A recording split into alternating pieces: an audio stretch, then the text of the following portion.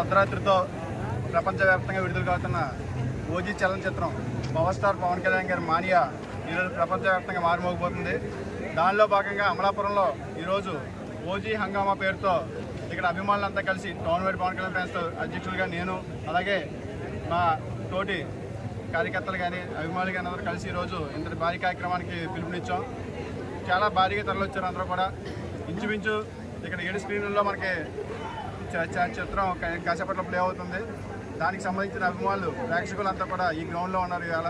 కానీ ఇంతటి ఇంత ఆదరణ చూపిస్తున్న ప్రేక్షకులు రేపొద్దున ఈ చిత్రాన్ని మరింతగా విజయవంతం చేస్తారని ఖచ్చితంగా అనుకుంటున్నాం.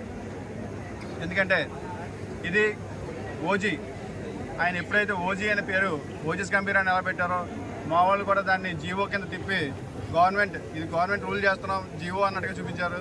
కానీ మేము ఖచ్చితంగా ఈరోజు ఆయన్ని ఉప ముఖ్యమంత్రి స్థానంలో పెట్టుకున్నాం. రేపు పొద్దున ముఖ్యమంత్రి స్థానంలో పెట్టుకునే వరకు కూడా మా అభిమాన గలవంతా ఇలాగే పనిచేస్తుందని ఈ సందర్భంగా తెలియజేసుకుంటాం.